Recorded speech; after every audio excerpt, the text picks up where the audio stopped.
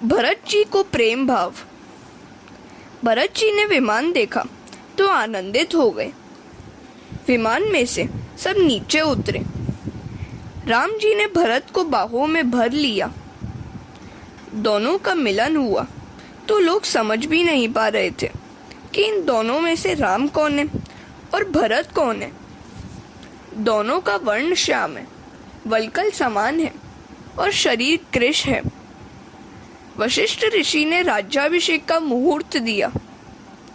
वैशाख मास के शुक्ल पक्ष की सप्तमी राज्याभिषेक की विधि संपन्न हुई।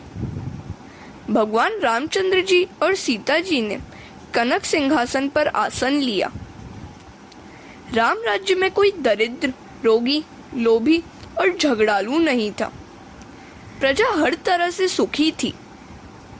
उनके राज्य में वकील वैद्यों का कोई काम न था। उस समय वकील वैद्य बेकार हो गए थे। शायद इसी कारण से उनके धंधे में आज बड़ी तेजी है। राम राज्य में सारी प्रजा एकादशी का व्रत करती थी। एकादशी के दिन रसोई बनाने की बात तो दूर रही, अन्न के दर्शन करने चाहिए। अन्न के दर्शन तक नहीं करने चाहिए। कथा सुनते तो हैं, तो कुछ व्रत भी रख लीजिए।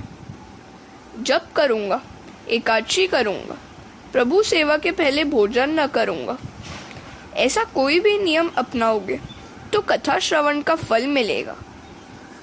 हनुमान जी रामचंद्र जी की सेवा कर रहे हैं। वे इस प्रकार सेवा करते थे कि अन्य किसी के लिए सेवा करने का कोई अवकाश ही नहीं रहता था। सीता जी सोचने लगी कि इस हनुमान के कारण मैं तो अपने पति की कुछ सेवा कर ही नहीं पाती। जब सेव्य एक है और सेवक अनेक है तो ऐसी विषमता हो ही जाती है। दासोहम के बाद सोहम हो सकता है। ज्ञानी लोग पहले दास्य भाव रखते हैं और बाद में सोहम की भावना करते हैं। सीता जी ने अपने पति देव से कहा, मैं सेवा करूंगी, हनुमान जी को आप मना करें।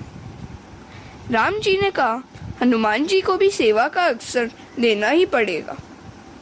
उसने आज तक मेरी बड़ी सेवा की है, मैं उसका ऋणी हूँ। प्रभु को दुख हुआ कि लोग हनुमान जी को पहचानते और समझते नहीं है। सीता, भरत और शत्रुघ्न हनुमान जी को सेवा करने नहीं देते। राम सेवा ही तो हनुमान जी का जीवन था। सेवा और स्मरण के हेतु ही जो जीता है वही सच्चा वैष्णव है। वेश से वैष्णव होना, वैष्णव कहलाना कठिन नहीं है, किंतु हृदय से वैष्णव बनना बड़ा कठिन है। हनुमान जी ने सीता जी से पूछा, माता जी, आप मुझसे नाराज हो गई हैं क्या?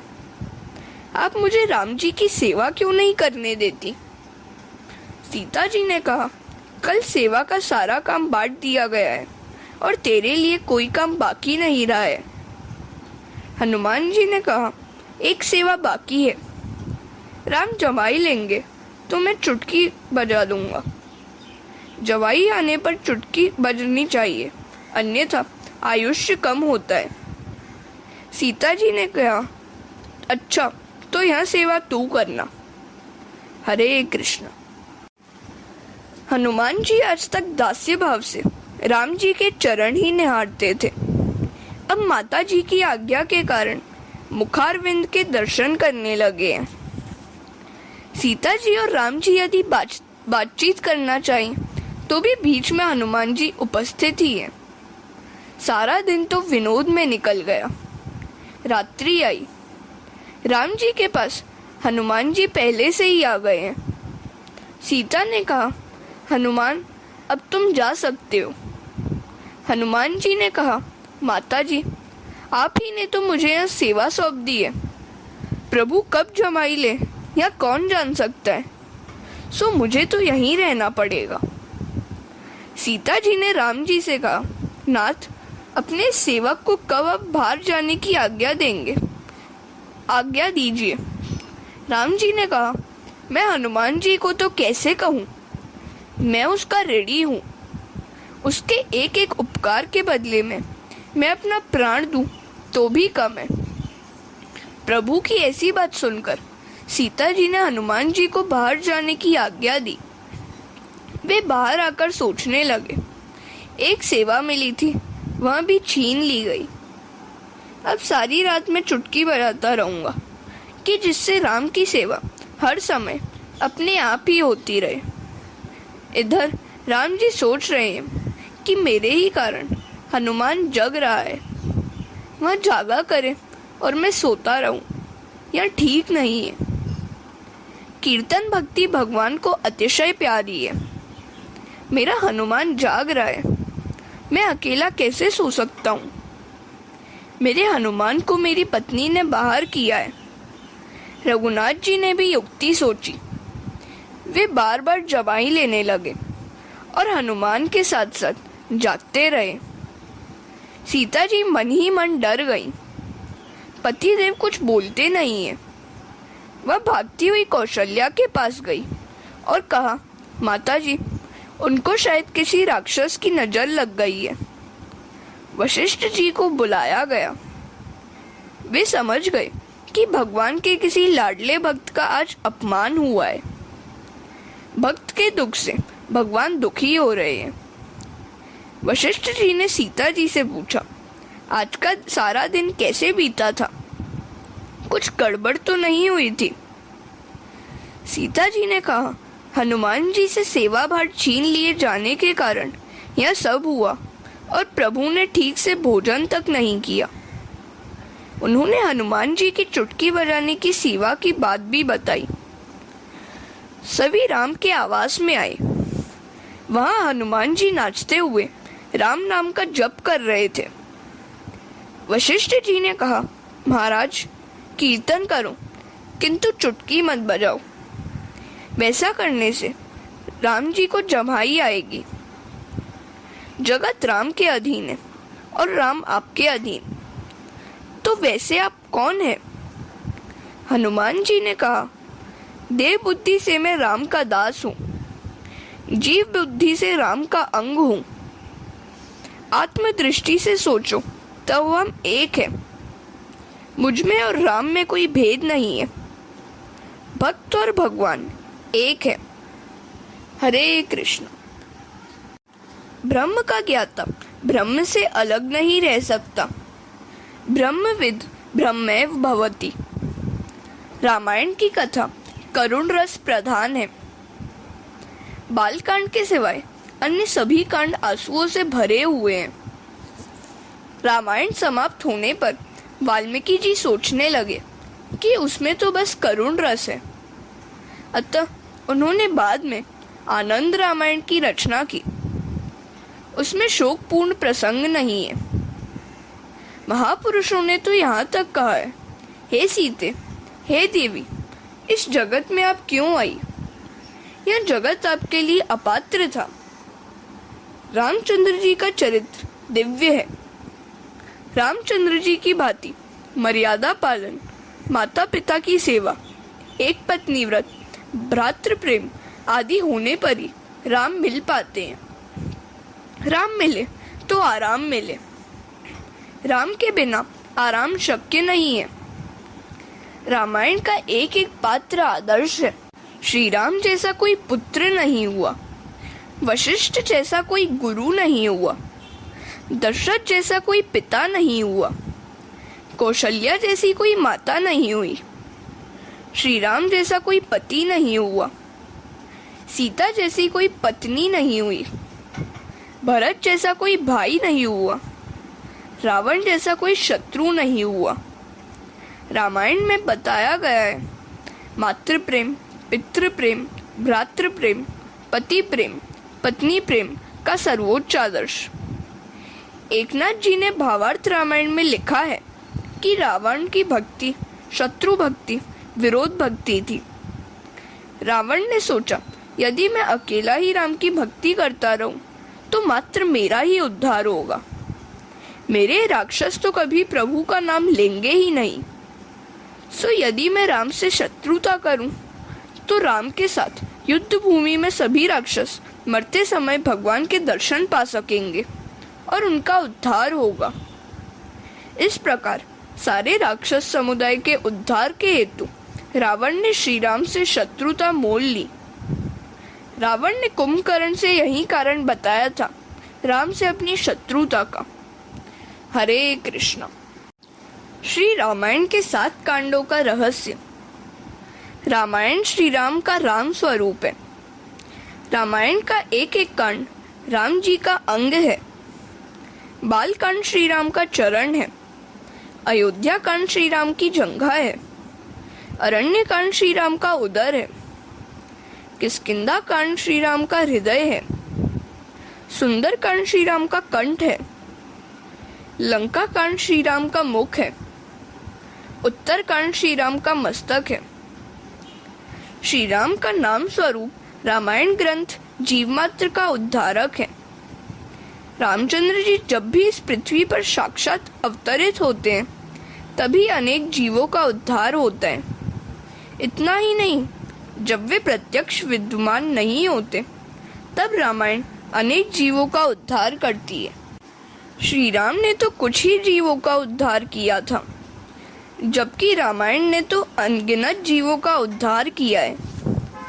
रामायण तो अब भी कई जीवों को प्रभु के मार्ग की ओर ले जा रही है। अनेकों का कल्याण उसने किया है, कर रही है और करती रहेगी। सो एक दृष्टि से हम रामायण को राम से श्रेष्ठ कहें तो कोई आपत्ति नहीं है। रामचरित मार्गदर्शक है। रामायण से सभी को सीख मिलती है। अपना मन कैसा है यह जानना है तो रामायण पढ़ो। रामायण का मनन करने से उसमें अपना मन दिखाई देगा। रामायण मनोमालिन्य का दर्पण है। जिसका अधिकतर समय निद्रा और आलस्य में बीत जाता है वह कुंभकर्ण है। पर स्त्री का काम भाव से चिंतन करने वाला व्यक्ति रावण है। रावण अर्थात काम रुलाता है। काम ही दुखदाता है। जो रुलाता है वह रावण है। परमानंद में झुलाने वाले राम है। रामायण के 7 कांड है। उन सभी की कथा ऊपर संक्षिप्त में कह दी गई है। अब उसका आध्यात्मिक रहस्य देखना है। इसके 7 कांड मनुष्य की उन्नति के 7 सोपान है। एकनाथ महाराज ने कहा है कि कांड विशेष के नामों का भी रहस्य है। प्रथम कांड बाल कांड है। बालक जैसे निर्दोष बनोगे तो राम को प्रिय लगोगे। बालक प्रभु को प्रिय है कारण कि बालक निराभिमानी होते हैं। उनमें छल कपट नहीं होता। विद्या, धन और प्रतिष्ठा बढ़ने पर भी अपना हृदय बालक सा निर्दोष और भोला भाला ही बनाए रखना। बालकांड निर्दोष कांड है। राम किसे मिलते हैं? जो बालक जैसा निर्दोष बन पाता है उसे ही। बालक जैसे निर्दोष और निर्विकारी बनने का प्रयत्न करो। आंखों के द्वारा दोष मन में प्रविष्ट होता है, सो दृष्टि पर अंकुश रखोगे तो जीवन निर्दोष बनेगा। जैसी दृष्टि वैसी सृष्टि। सृष्टि किसी को सुखरूप लगती है तो किसी को दुखरूप। सृष्टि में वैसे तो कोई सुख भी नहीं है और दुख भी नहीं है। सुख और दुख तो अपनी दृष्टि में ही होता है। इसी कारण से तो भगवान शंकराचार्य संसार को अनिर्वचनीय मानते हैं। वह वर्णन से परे है। बालक जैसी निर्दोष निर्विकारी दृष्टि रखोगे तो राम के स्वरूप को पहचान सकोगे। जीवन में सरलता आती है संयम से, ब्रह्मचर्य से। जीव मानापमान को भूल जाए तो जीवन में सरलता आ जाए। बालक के समान निर्मोही और निर्विकारी बने तो तुम्हारा शरीर अयोध्या बने। जहाँ युद्ध, वैर, ईर्ष्या नहीं है वही अयोध्या है। हरे कृष्णा। बाल कांड के बाद अयोध्या कांड है। अयोध्या कांड मनुष्य को निर्विकार बनाता है। जब जीव भक्ति रूपी सरयू नदी के किनारे हमेशा निवास करता है तभी मनुष्य निर्विकार बनता है। भक्ति अर्थात प्रेम है। अयोध्या कांड प्रेम प्रदान करता है। राम का भरत प्रेम, राम का सौतेली माता से प्रेम आदि सब इसी कांड में है। राम की निर्विकारता यहीं दिखाई देती है। आनंद रामायण में प्रत्येक कांड की भिन्न भिन्न फलश्रुति बताई गई है। जो अयोध्या कांड का पाठ करता है उसका घर अयोध्या बनता है। उसके घर में लड़ाई झगड़े नहीं होते। गृहस्थाश्रमी के लिए यह कांड आवश्यक है। कलह का मूल है धन और प्रतिष्ठा। अयोध्या कांड का फल है निर्वैरता। शास्त्र कहता है कि सबसे पहले तो अपने घर के ही सभी व्यक्तियों से भगवत भाव रखना चाहिए। जो अपने बंधु आदि में प्रभु को देख नहीं पाता है उसे मंदिर में भगवान कैसे दिखेंगे। जगत का सर्जन करने के बाद उसकी प्रत्येक वस्तु में भगवान ने वास किया है। जब कैकेयी ने कहा कि उसने भरत को राज्य दिया है तो राम ने वन जाते हुए कहा था, माता, यदि मेरा भाई इसी में सुख पा सकता है तो मुझे वनवास स्वीकार्य है। मेरी तो यही भावना है कि मेरा भाई सुखी हो। जो भाई में भगवान को देख नहीं पाता उसे मंदिर में भी भगवान दिखाई नहीं देते। मूर्तिवासी भगवान हमारे लिए दौड़ते हुए नहीं आते, फिर भी उसमें भगवत भाव स्थिर करना है। किंतु सजीव देव कुटुंबी जन से जो प्रभु सा भाव जोड़ नहीं पाता है वह पत्थर की मूर्ति से देवत्व का भाव कैसे जोड़ पाएगा।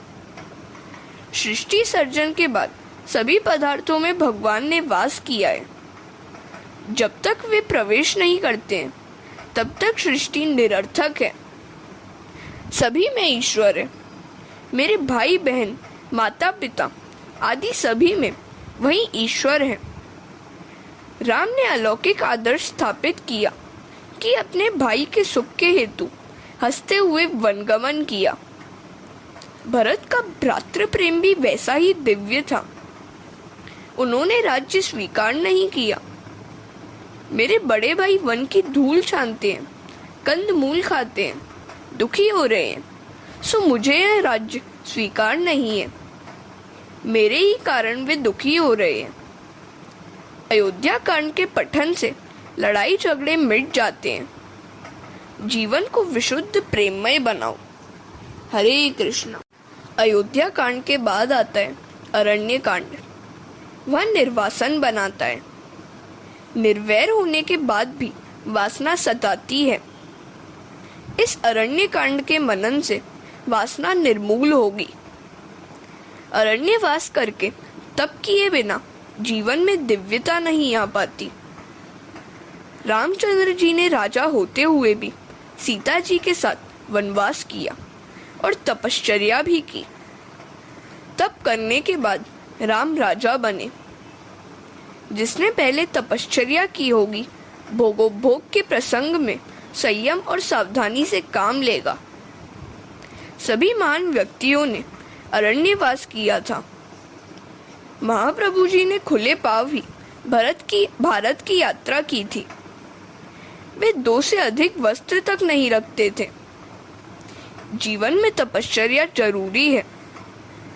वनवास के बिना जीवन में सुवास आ नहीं पाता। वनवास के बिना जीवन सत्वहीन रह जाता है। अधिक नहीं तो कम से कम 1 मास तो किसी वन में पवित्र नदी के किनारे वास करना ही चाहिए, जहाँ भगवान और तुम्हारे सिवाय अन्य कोई न हो। तीसरा आया नहीं कि गड़बड़ शुरू हो जाती है। वनवास मनुष्य के हृदय को कोमल बनाता है। वनवास से विश्वास हो पाता है कि भगवान के सिवाय अपना और कोई भी नहीं है। अरण्य कांड हमें वासना से रहित बनाता है। रामचंद्र जी ने भगवान होते हुए भी यह दिखाया कि तप के बिना वासना नष्ट नहीं हो सकती। उत्तम संयम तप ही है। पहले तो जीभ पर संयम रखना है। वनवास के समय राम ने अन्नाहार नहीं फलाहार ही किया था। अन्न में निहित रजोगुण काम को उत्पन्न करता है। सात्विक आहार के बिना काम का नाश अशक्य है। राम ने वन में कंदमूल का सेवन करके तप किया था। वन में उन्होंने किसी धातु का भी स्पर्श नहीं किया था। श्रीफल से बने पात्र से ही जलपान किया था। सीता जी संग में थी, फिर भी राम निर्विकारी ही रहे। वासना का धीरे धीरे नाश किस प्रकार किया जा सकता है, वह अरण्य कांड दिखलाता है। यदि वासना पर विजय पानी है तो जीवन को सात्विक बनाना होगा। तपश्चर्या करोगे तभी रावण मरेगा। काम रूपी रावण को मारने के लिए अरण्यवास तपश्चर्या आवश्यक है। इस अरण्य कांड में शूर्पणखा मोह और शबरी भक्ति भी है। शूर्पणखा अर्थात वासना मोह की ओर भगवान कभी नहीं देखते। वे तो शबरी की शुद्ध भक्ति की ओर ही देखते हैं। मोह का नाश करो और शुद्ध भक्ति को अपनाओ। मनुष्य निर्वैर और निर्विकार वासना रहित होता है, तभी किष्किंधा कांड। जीव की ईश्वर से मैत्री हो पाती है। अरण्य कांड में वासना के विनाश के बाद किष्किंधा कांड में सुग्रीव की राम से मैत्री हुई। जीव जब तक काम की मैत्री का त्याग नहीं करता है, तब तक ईश्वर से मैत्री नहीं हो पाती। इस किष्किंधा कांड में सुग्रीव और राम अर्थात जीव और भगवान की मैत्री का वर्णन है। सुग्रीव ने काम का त्याग किया, सो ईश्वर से मिलन हो पाया। ईश्वर से जीव का मिलन तभी शक्य है जबकि हनुमान जी ब्रह्मचर्य और संयम मध्यस्थता करें। जिसका कंठ सुंदर है वही सुग्रीव है। कंठ की शोभा आभूषण नहीं, ब्रह्मचर्य और नाम जप है। ईश्वर और जीव की मैत्री हनुमान जी अर्थात ब्रह्मचर्य पर ही आधारित है। हनुमान जी ब्रह्मचर्य और संयम के प्रतीक हैं। जिसका कंठ सुंदर है उसी की राम से मैत्री होती है, किंतु सुग्रीव अकेला कुछ नहीं कर पाता। उसे हनुमान जी रूपी ब्रह्मचर्य का सहयोग भी आवश्यक है। ब्रह्मचर्य की शक्ति के बिना भजन से आनंद नहीं मिल सकता, क्योंकि एकाग्रता नहीं हो पाती। हनुमान ब्रह्मचर्य की सहायता के बिना राम जी से मैत्री नहीं हो पाती। सुग्रीव को हनुमान के कारण ही राम जी अपनाते हैं। हरे कृष्ण। सुंदरकांड। ईश्वर से मैत्री हुई सो जीव का जीवन सुंदर हो गया। सो किष्किंधा कांड के बाद आया है सुंदरकांड। जब तक जीव प्रभु से मैत्री करता नहीं है तब तक उसका जीवन सुधर नहीं पाता। किष्किंधा कांड के बाद आया हुआ सुंदरकांड सचमुच ही सुंदर है। इसमें राम भक्त हनुमान जी की कथा वर्णित है। भागवत के दशम स्कंद की भांति यह सुंदरकांड भी बड़ा रोचक है। भागवत में जो स्थान दशम स्कंद का है, वही स्थान रामायण में सुंदरकांड का है। सुंदरकांड में हनुमान जी को सीता जी के दर्शन हुए। सीता जी पराभक्ति है, किंतु उनका दर्शन कब हो सकता है? जिसका जीवन सुंदर बन पाता है उसी को सीता जी मतलब पराभक्ति का दर्शन हो सकता है। संसार समुद्र को पार करने वाले कोई सीता जी का दर्शन हो पाता है। अकेले हनुमान जी ही संसार समुद्र को पार करते हैं। ब्रह्मचर्य और राम नाम के प्रताप से उनमें दिव्य शक्ति का संचार हुआ। उनके सिवाय और कोई भी इस समुद्र को पार नहीं कर सका। ब्रह्मचर्य और राम नाम ने ही उन्हें अपार शक्ति दी। समुद्र पार करते समय मार्ग में सुरसा बाधा डालने आ धमकती है। सुरसा सताती है। अच्छे रस ही सुरसा है। सुरसा नई थी। नए नए रस की वासना रखने वाली जीव ही सुरसा है। सुरसा को हनुमान जी संयम नष्ट करते हैं। जो संसार सागर को पार करने का इच्छुक है उसे जीव को वश में करना पड़ेगा। स्वाद वासना को मारना पड़ेगा। जीवन को यदि सुंदर बनाना है तो उसे भक्तिमय बनाओ। सीता जी पराभक्ति हैं। जहाँ पराभक्ति हो वहाँ शोक नहीं रह पाता। सो सीता का जहाँ वास है वहीं अशोक वन है। ब्रह्म दृष्टि की सिद्धि होने पर शोक नहीं रह पाता, वहीं अशोक वन है। लंका कांड। जीवन भक्तिपूर्ण और सुंदर हो जाने पर लंका कांड में राक्षसों का नाश हुआ। राक्षस मरते हैं तो काम भी मरता है, क्रोध भी नष्ट होता है। भक्ति देवी के दर्शन से जीवन सुंदर हो गया। लंका कांड का रावण ही काम है जो नष्ट हो गया। भक्ति से परिपूर्ण होने पर जीवन सुंदर बनता है। जो काम को मार सकता है वह काल को भी मार सकता है। जैसे काम मारता है उसे काल भी मारता है। लंका शब्द के अक्षरों को आगे पीछे करने से होगा कालम। काल सभी को मारता है, किंतु हनुमान जी उसे भी मारते हैं।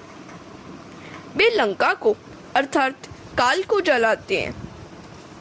हनुमान जी को काल मार नहीं सकता, क्योंकि वे ब्रह्मचर्य का पालन करते हैं और पराभक्ति का दर्शन करते हैं।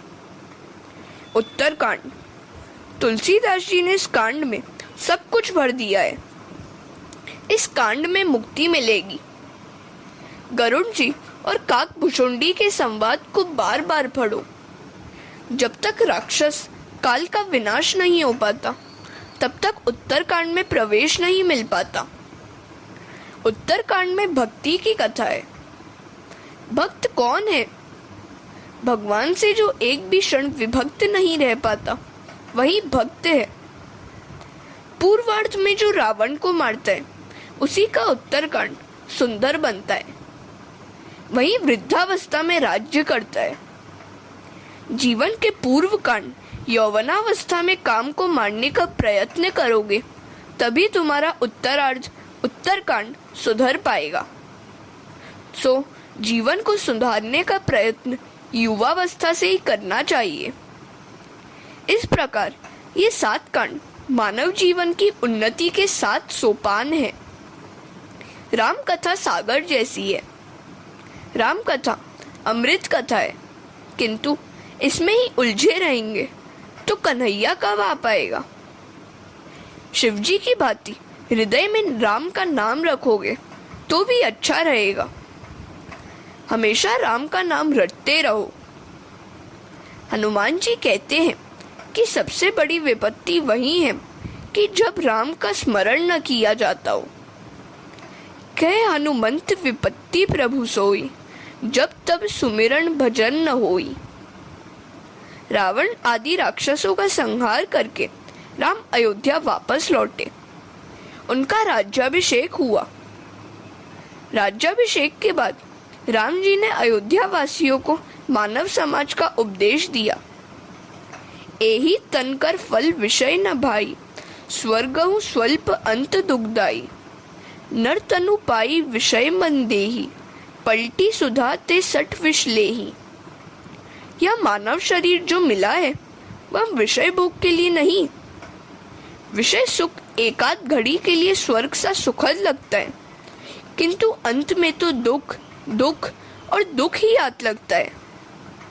मानव शरीर पाकर जो मनुष्य मात्र विषय के पीछे ही लगा रहता है वह अमृत के बदले में विष ही ग्रहण कर रहा है। सो ऐसा कभी न करे। तमे भावे भजी लो भगवान, जीवन थोड़ू रहे। अर्थात भगवान को भाव से भजो, क्योंकि जीवन अब बहुत कम ही बाकी रह गया है। भोगो भोग से कभी शांति नहीं मिलेगी। हरे कृष्णा। राजा ययाति देवयानी वृतांत। राजा ययाति को ही देखिए। उनका विवाह शुक्राचार्य की पुत्री देवयानी के साथ हुआ। एक बार देवयानी के साथ राजा वृषपर्वा की पुत्री शर्मिष्ठा तथा अन्य कई सखियां स्नानार्थ गई हुई थी। स्नानादि से निवृत्त होने पर जब वे सब वस्त्र पहनने लगी तब शर्मिष्ठा ने भूल से देवयानी के कपड़े पहन लिए।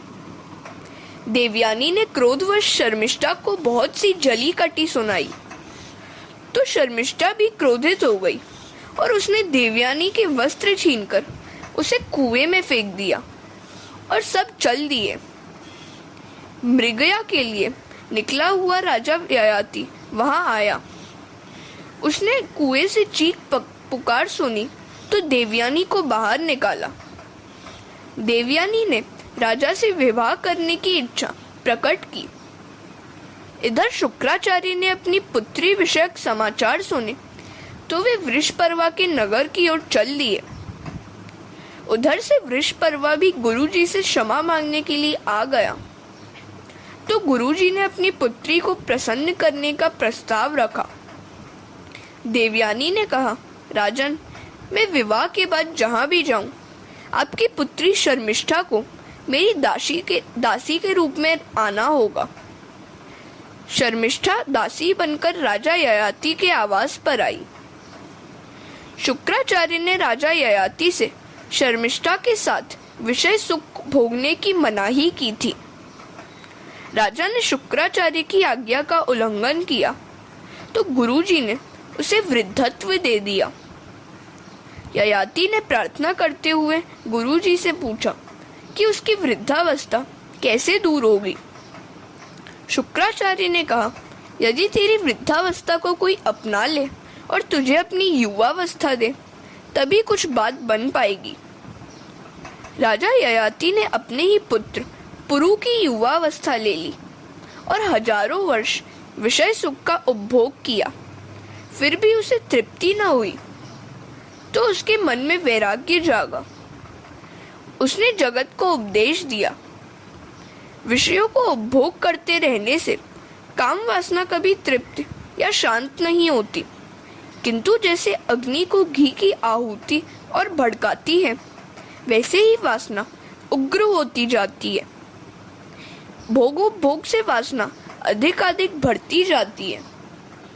मनुष्य का शरीर तो वृद्ध होता है किंतु वासना तृष्णा कभी वृद्ध नहीं होती। जीर्यतो या न जीर्यते।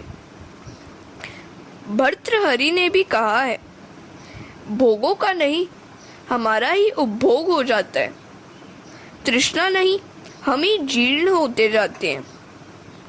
भोगा न भुक्ता वयमेव भुक्ता, तृष्णा न जीर्णा वयमेव जीर्णा। भागवत तो गीता का भाष्य है। गीता जी के सिद्धांतों के दृष्टांत हमें भागवत देती है। काम महाशनु महापापात्मा। अग्नि की भांति भोगों से कभी तृप्त न होने वाला महापापी और वैरी है। काम शत्रु है, फिर भी राजा ययाति की भांति कई लोग उसे मित्र बनाने का प्रयत्न करते हैं और अंत में दुखी ही होते हैं। काम और क्रोध को कभी मित्र न बनाना, वे वैरी हैं, उनके साथ वैरी सा ही व्यवहार किया जाए। गीता में कहा गया है, न मे भक्त प्रणश्यति। भागवत में प्रहलाद, अम्बरीश आदि के कई उदाहरण दिए गए हैं। हरे कृष्णा। रंतिदेव चरित्र एवं यदुवंश का उल्लेख। राजन, रंतिदेव का चरित्र भी अद्भुत है। उसे जो कुछ मिलता था वह दूसरों को दे देता था। उसका जीवन ध्येय यह था कि चाहे उसे स्वयं कितना भी दुखी क्यों ना होना पड़े, दूसरों को सुखी करता रहेगा। रंतिदेव ने एक बार तो अपने प्राण को भी संकट में डालकर अपना भोजन, पानी आदि सब कुछ औरों को दे दिया। उसने कहा था, मैं ईश्वर से 8 सिद्धियों से युक्त उत्तम गति की इच्छा नहीं करता, मुझे मोक्ष की भी इच्छा नहीं है। मेरी तो मात्र इतनी ही इच्छा है कि मैं सभी प्राणियों के हृदय में बस जाऊं, उन सभी के दुख मैं ही झेलूं, जिससे उनको दुख न भुगतने पड़े। मेरी तो बस यही इच्छा है कि सभी प्राणी दुख मुक्त हो जाएं और उनका दुख मैं झेलूं। अंत में यदुराज के वंश का वर्णन है। यदुराज का वंश दिव्य है, इसी वंश में श्री कृष्ण ने जन्म लिया था। राजन, सावधान हो जाओ। इस वंश की कथा का जो भी श्रवण करेगा उनके वंश की वृद्धि होगी। यह हरि वंश की कथा है। आहुक के यहाँ 2 पुत्र हुए, देवक और उग्रसेन। देवक ने 7 कन्याओं का विवाह वसुदेव के साथ किया। वसुदेव देवकी के यहाँ 6 बालक हुए। रोहिणी से 7वीं संतान हुई बलराम और 8वीं संतान के रूप में जन्म लिया भगवान श्री कृष्ण ने। परमात्मा जब पृथ्वी पर आते हैं तब भार तो बहुत उठाना पड़ता है, किंतु वे धर्म की संस्थापना और अधर्म के नाश के हेतु अवतार लेते हैं। भगवान श्री कृष्ण 14 वर्ष मथुरा में रहे और द्वारिका में वास किया। वे द्वारिकानाथ बने। पृथ्वी पर से अधर्म का भाव दूर करने के लिए उन्होंने पांडव कौरवों के युद्ध का आयोजन किया। इस प्रकार 9वें स्कंद की समाप्ति में संक्षिप्त कृष्ण कथा कही गई है। हरे राम राम राम हरे हरे, हरे कृष्ण कृष्ण कृष्ण हरे हरे। 9वां स्कंद समाप्त।